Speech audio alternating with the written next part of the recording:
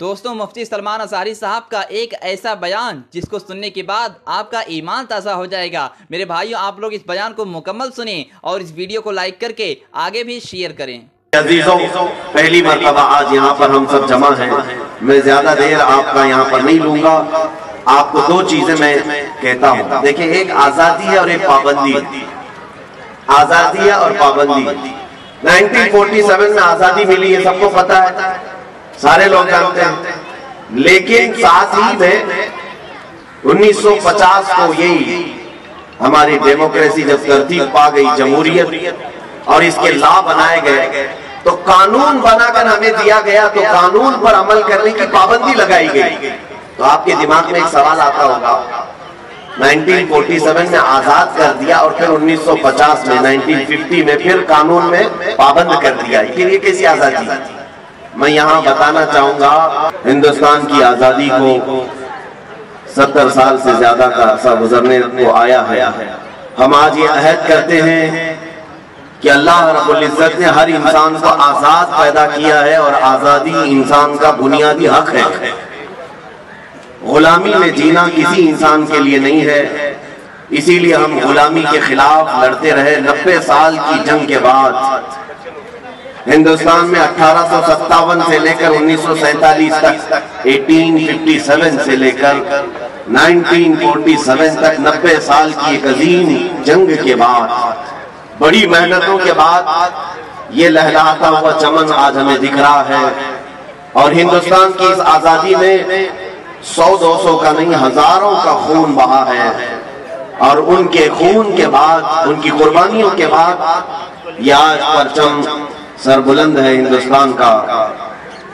میرے عزیزوں، اس آزادی کو برقرار رکھنا ہر ہندوستانی کا حق ہے۔ دوبارہ ہندوستان کسی کی غلامی میں نہ جائے، اس کا عہد ہم ہر سال کرتے ہیں۔ ہم یہ چاہتے ہیں کہ ایک 200 سالہ غلامی کی زندگی انگریزوں کی جینے کے بعد ہندوستان پر دوبارہ کبھی ایسی نوبت نہ آئے کہ پھر ہمارے درمیان کچھ لوگ حکومت کریں اور کچھ لوگ غلامی کریں۔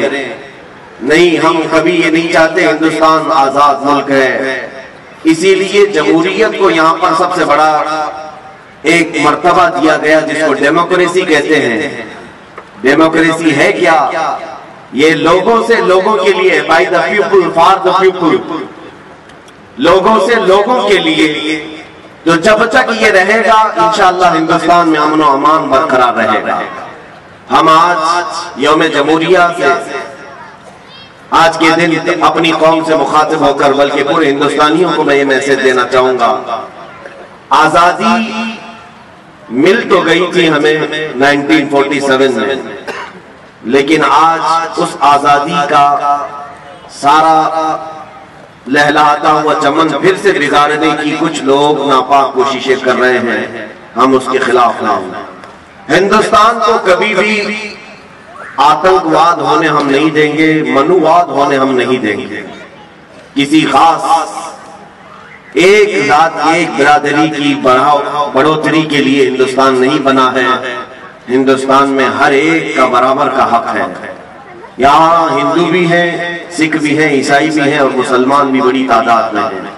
ہم بار بار اس چیز کا عہد کرتے ہیں۔ یہاں 1000 سال پرانی مندریں بھی ہیں، کئی 100 سال پہلے کی یہاں چرچ بھی ہیں، اور یہاں پر گرودوارے بھی ہیں۔ اسی طرح 700 اور 800 سال پہلے کی ہماری مسجدیں اور مزارات بھی موجود ہیں۔ ہندوستان اپنے سینے میں ایک بہت بڑی تاریخ لیا ہوا ہے، اس لیے پوری دنیا مل کر ہندوستان کو مٹانا چاہے، یہ مشکل بات ہے۔ کچھ تو بات ہے کہ مٹتا نہیں نام و نشان ہمارا۔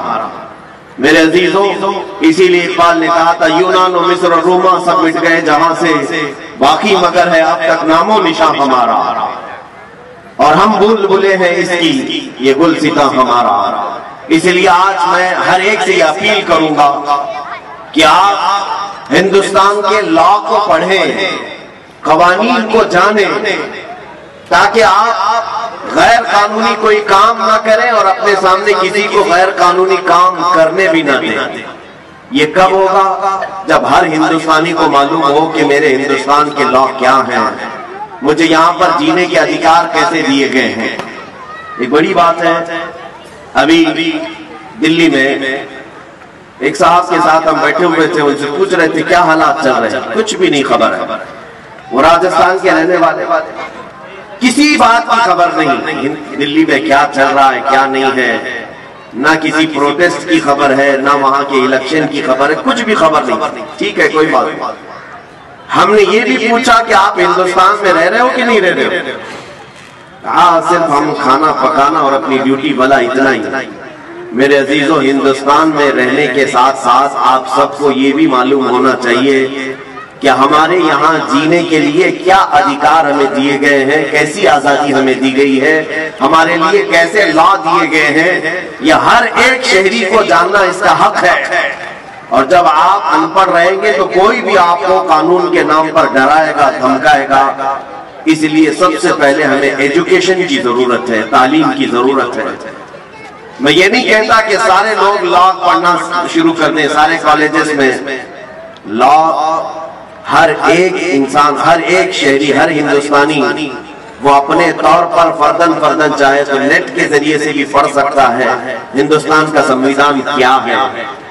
جب آپ کو معلومات ہوگی تو آپ سنگھرش کر سکیں گے اور مقابلہ کر سکیں گے. جیسے کہ آج ہو رہا ہے، بہت سارے لوگ کسی بھی قانون کے متعلق وروध پر اترے ہوئے ہیں تو انہیں خود پتہ نہیں ہے، کچھ لوگ سمرتھن کے لیے اترے تو ان کو بھی پتہ نہیں ہے.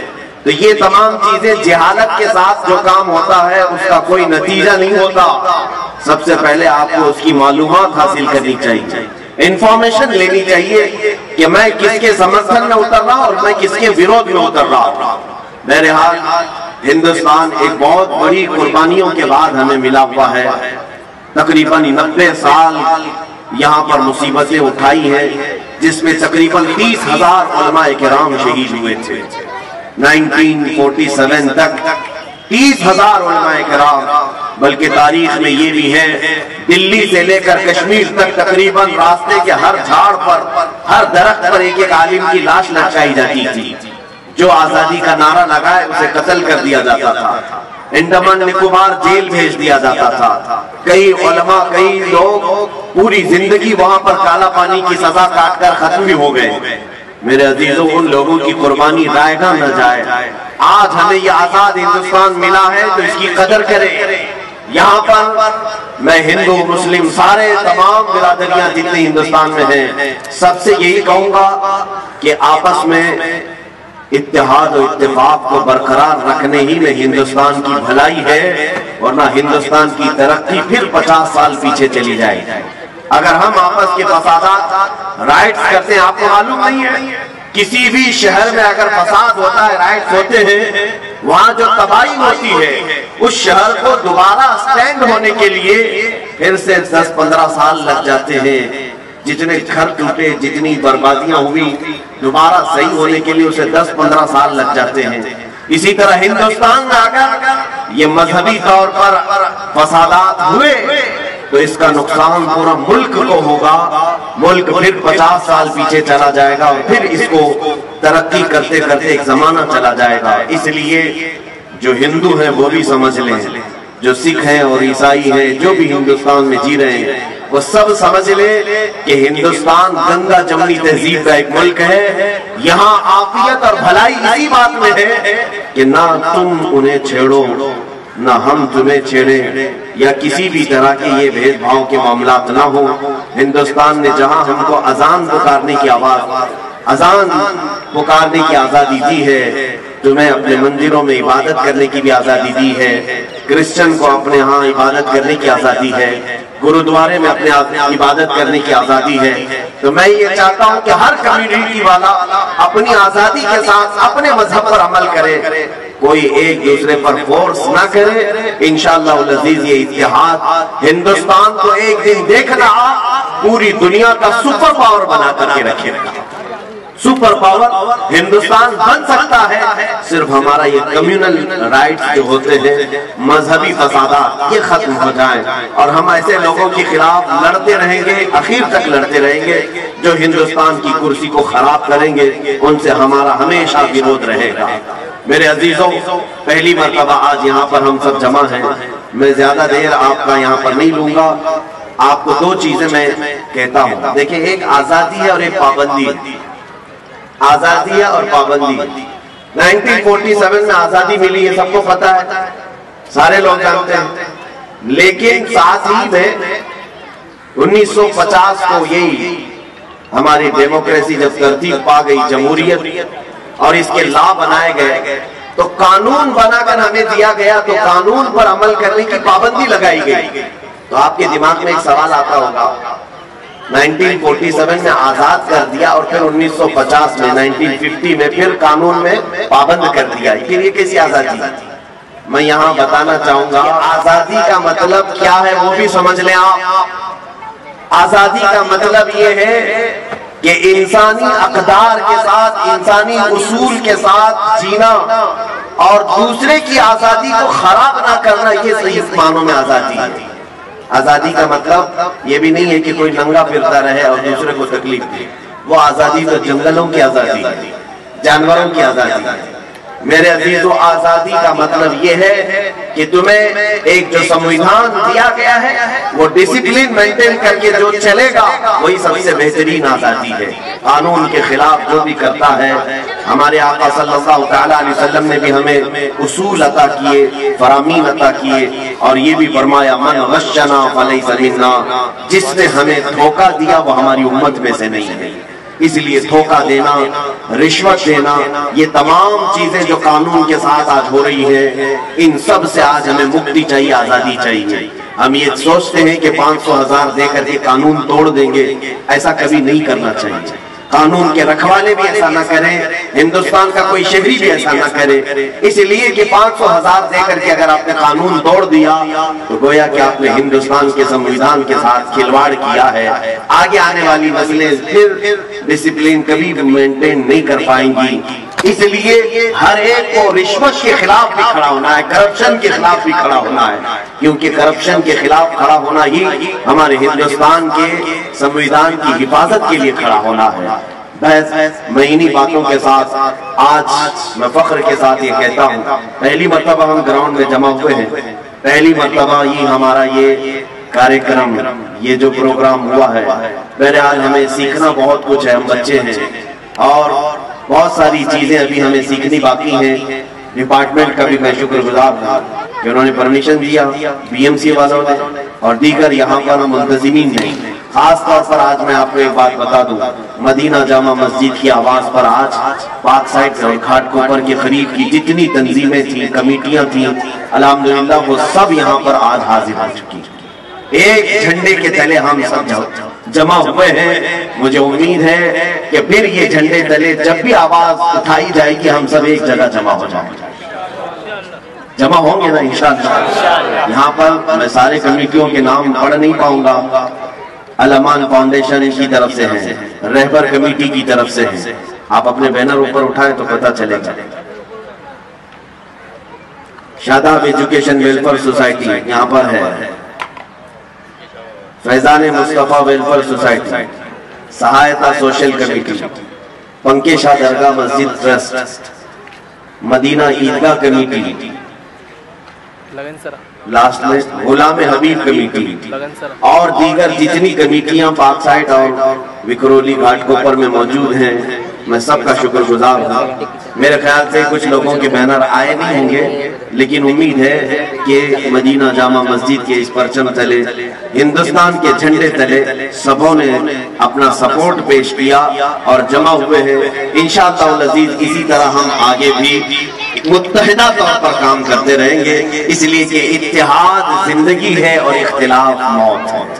اتحاد زندگی ہے، اختلاف موت ہے. ہم اختلاف سے باہر آئیں گے اور سب مل کر کے ہندوستان کی ترقی کے لیے عزم کریں گے، عہد کریں گے. آج اخیر میں صرف اتنا کہنا چاہوں گا کہ آپ تمام حضرات مل کر پرجوش انداز میں یہ عزم کریں آج کہ ہندوستان کے وقار کے لیے ہم یہاں پر انشاءاللہ العزیز جو کچھ بھی بن سکے گا ہم کرنے کی کوشش کریں گے انشاءاللہ. دیکھیں ہندوستان کی صرف چیزیں حاصل کر لینا ظاہر سی بات ہے، آپ جی رہے ہیں یہاں پر، آپ کے اناج کہاں سے مل رہے ہیں؟ اسی ہندوستان کی زمین سے. آپ کا پانی جو روز استعمال کر رہے ہیں اسی ہندوستان کی زمین سے مل رہا ہے. ایسا نہیں کہ ہندوستان میں رہ رہے ہیں اور امریکہ کا پانی پی رہے ہیں. سب ہم یہیں کا پانی پی رہے ہیں, یہیں کے اناج کھا رہے ہیں. تو کیا ہم ہندوستان کو جانے سے پہلے بھی کچھ دے کر کے جائیں گے؟ یہ ہر ایک نوجوان کے اندر خواہش ہونی چاہیے کہ میں بھی ہندوستان کی ترقی میں اپنا کچھ حصہ دے کر کے جاؤں, جیسے ہمارے پرکھوں نے دیا ہے, بڑے بڑوں نے دیا ہے. جتنے لوگوں نے بھی ہندوستان کو بنانے میں یوگدان کیا ہے آج ان کے نام لیے جاتے ہیں. اسی طرح ہر مسلمان کو, ہر ہندوستانی شہری کو یہ عزم کرنا چاہیے, صرف میں ہندوستان کی مٹی میں رہ کر کھا پی کر کے چلا نہ جاؤں, بلکہ ہندوستان کی ترقی میں میں اپنا بھی کچھ حصہ رکھ کر کے جاؤں. کوئی تو ایسا میں کام کر کے جاؤں. اس لیے سائنس کے میدان میں جو بچے ہیں میں ان سے گزارش کروں گا پڑھو اور بہت آگے بڑھو, تاکہ ہندوستان کی سائنس کو, ہندوستان کی ٹیکنالوجی کو تم آسمانوں تک پہنچاؤ. آج جو بچے انجینئرنگ میں ہیں میں ان سے گزارش کروں گا کہ خوب آگے بڑھو, اتنا آگے بڑھو کہ ہندوستان کا انجینئرنگ میں ایک مقام پیدا ہو جائے پوری دنیا میں, تاکہ آپ کو ہمیشہ یاد کیا جائے. ایک بات یاد رکھنا, آپ کون سے گھر میں رہ رہے تھے, کیا پہنتے تھے, کیا کھاتے تھے, آپ کے مرنے کے بعد کچھ بھی نہیں یاد کیا جائے گا. آج سے تقریباً 100 سال کے بعد آج ہم کھڑے ہیں 2020 میں. اگر 100 سال اور زندگی ہوئی, 100 سال کے بعد اگر دنیا باقی رہی تو یاد رکھ لینا 100 سال کے بعد ہم میں سے شاید ہی کوئی رہے گا, اور پھر ہم میں سے جو بھی کسی کی نسلیں ہوں وہ ہم کو نہ ہمارے گھر سے یاد کریں گی, نہ ہمارے کپڑوں سے, نہ ہمارے کھانے پینے سے. یاد اگر کیے جائیں گے تو تمہاری ترقیوں کو یاد کیا جائے گا. تم نے اگر کچھ کیا ہے, آج تاج محل کو یاد کیا جاتا ہے اس لیے کہ تاج محل ایک عجوبہ ہندوستان کی ترقی کے اور ہندوستان کا سر اونچا کرنے کے لیے ایک بادشاہ نے دیا. لال قلعہ دیا ہے, قطب مینار دیا ہے, اور بھی بہت ساری ایسی چیزیں ہیں ہندوستان میں جو ہندوستان میں رہنے والوں نے اس کی ترقی کے لیے دیا ہے. اسی طرح سے میں گزارش کروں گا ہر فیلڈ میں جو بھی ہے وہ ہندوستان کی ترقی کے لیے اپنا کچھ حصہ ضرور دے کر کے جائے. ظاہر سی بات ہے آج یہ بات یاد کی جائے گی. اگر آپ نے انجینئرنگ میں جیسے پلین بنانے والا کون تھا, سب سے پہلے ایروپلین کس نے اڑایا, وہ ہمیشہ یاد کیا جائے گا. کمپیوٹر کس نے بنایا, یہ ہمیشہ یاد کیا جائے گا. ٹیلی فون کس نے بنایا, یہ ہمیشہ یاد کیا جائے گا. ایسی کچھ ایجادات کرنے والے ہمارے پاس اسٹوڈنٹس ہونا چاہیے. میں ان کی حوصلہ افزائی کرتا ہوں. اگر کسی کے دماغ میں ایسی چیزیں ہوں تو سارے لوگ مل کر کے اس کی ہم مدد کریں گے, تاکہ ہندوستان میں جو بھی پروڈکٹ ہوگا, مینوفیکچرنگ ہوگی, پوری دنیا پر ہم اس کو ایسا پیش کریں گے کہ انشاءاللہ العزیز دنیا ہمیشہ یاد رکھے گی کہ اگر یہ چیز کسی نے بنایا تھا تو وہ ایک ہندوستانی مسلمان نے بنایا تھا. انشاءاللہ العزیز آج ہم یہاں عہد کر کے جاتے ہیں. اخیر میں صرف اتنا ہندوستان کے لیے دعا کروں گا, اللہ رب العزت کی بارگاہ میں مولا کریم ہم سب کو اتحاد و اتفاق کی زندگی عطا فرمائے. مولا رب العزت ہم سب کو نظر بد سے محفوظ فرمائے. خاص طور پر پاک سائٹ فکرولی گھاٹ کوپر کے جتنے لوگ یہاں پر حاضر ہیں, آج یوم جمہوریہ کے موقع پر اے رب العالمین تیرے دربار میں ہم التجا کرتے ہیں, جس طرح آج ہم آزاد ہیں ہمیں موت تک تو آزاد ہی زندگی عطا فرما. مولا دوسروں کی غلامی سے ہم سب کی حفاظت فرما. پورے ہندوستان کے وقار